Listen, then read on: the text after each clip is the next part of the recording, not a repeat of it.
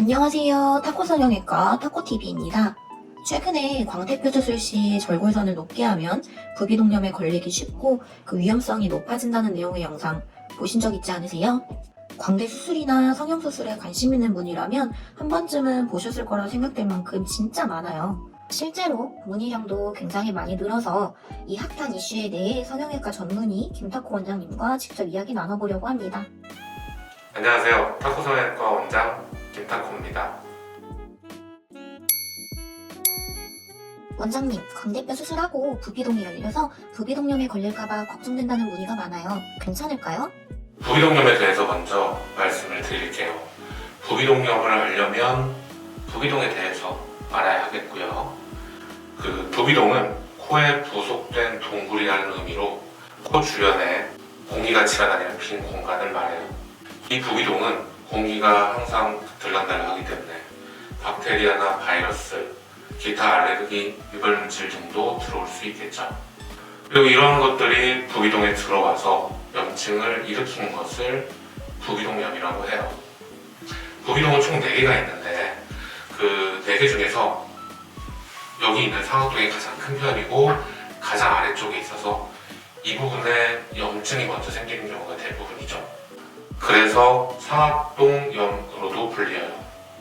이게 심해지면 전두동, 사골동, 저평동, 나머지 동굴에도 번질 수 있고 이것들을 통틀어서 큰 개념으로 부비동염이라고 합니다.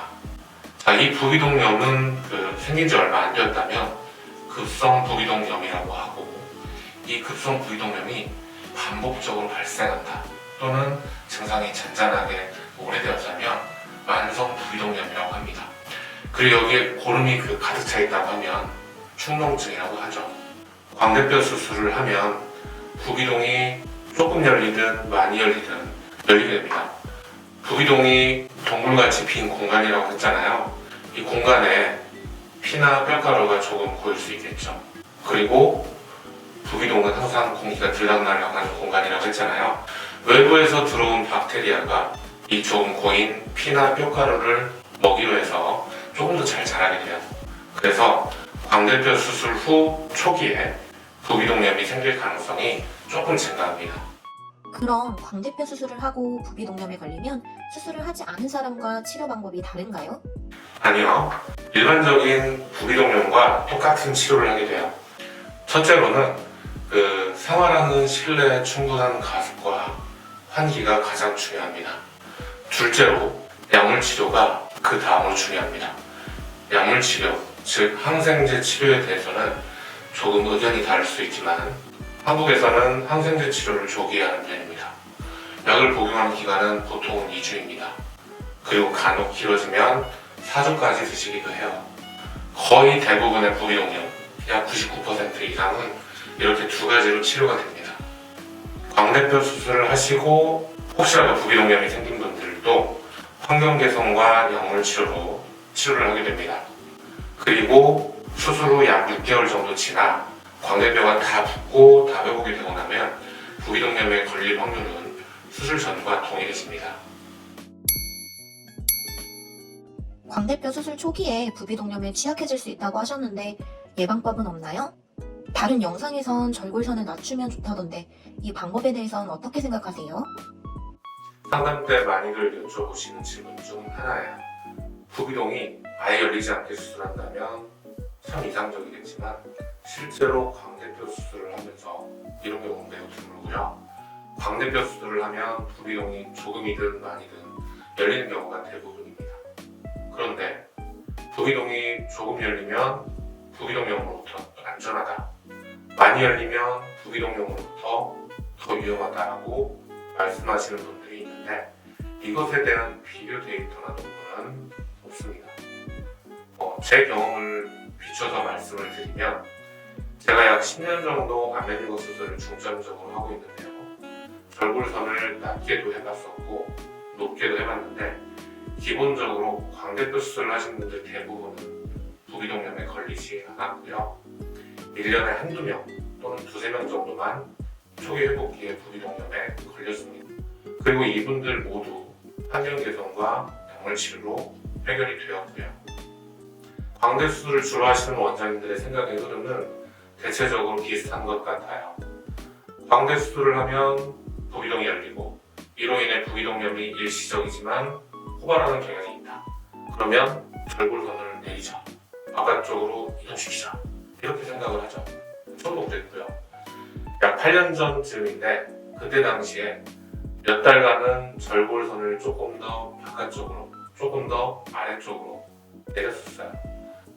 그런데 절골선을 높게 했을 때하고 낮게 했을 때하고 부비동염의 발생률에서 별 차이가 없더라고요. 자, 반면에 이렇게 절골선을 내리고 나니까 다른 문제가 생겼어요. 45도 광대가 좀 덜 축소된 거 아니냐, 이런 질문들이 들었어요. 환자분들이 미용적 효과에 만족하지 못하시는 거죠. 최근에 올렸던 영상, 타원에서 수술을 받고 광대 축소 효과 불만족으로 6개월 만에 타코에서 재수술을 하셨던 분도 이런 경우죠. 자, 이런 경우 어떻게 해결되나요? 네, 재수술해야 되죠. 절골선을 내리나 올리나 부비동염이 발생할 확률은 똑같아. 그런데 미용 효과는 내린 경우가 조금 부족해. 올린 경우는 괜찮은데, 부비동염이 걸렸을 땐 약물로 치료가 가능하지만 미용 효과 불만족은 재수술을 해야 돼. 어떤 게 환자한테 조금이라도 덜 부담이 될까요? 저는 이 단계에서 조금 더 적극적으로 가야겠다 쪽으로 진화하는 거죠. 그래서 저는 절골선을 올려서 45도 광대를 더 축소하고, 만약 혹시 있을지 모를 부비동염에 대한 기능을 마스터하자는 쪽으로요. 그리고 현재는 45도 광대 축소 효과나 부비동염에 대한 걱정은 거의 없는 상태입니다.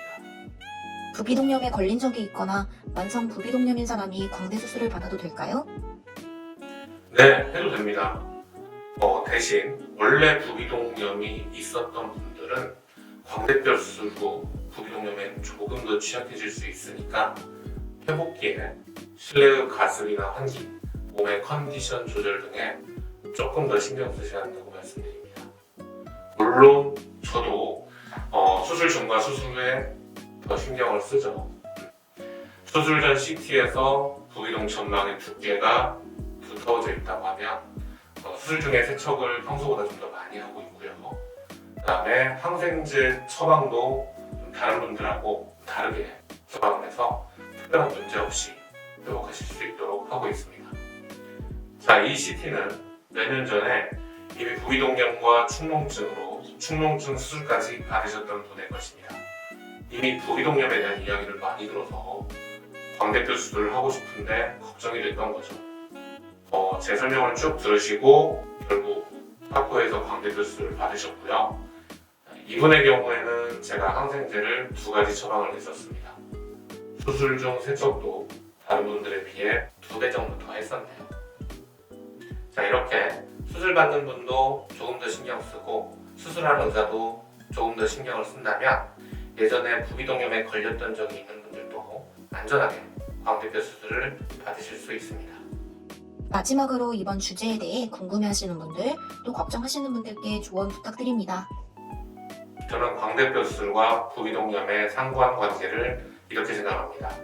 첫째, 부비동염은 광대뼈 수술을 받지 않은 상태에서도 생길 수 있다. 둘째, 광대뼈 수술을 하면 초기에 일시적으로 부비동염에 취약해질 수 있다. 셋째, 광대뼈 수술 후 부비동염은 환경 개선과 약물치료로 충분히 치료할 수 있다.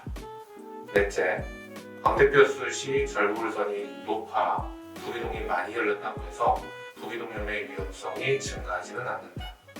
광대뼈 수술을 고려 중이시라면 방금 말씀드린 이 4가지를 기억하시면서 병원을 선택하신다면 안전하고 예쁜 수술을 받으실 수 있겠습니다.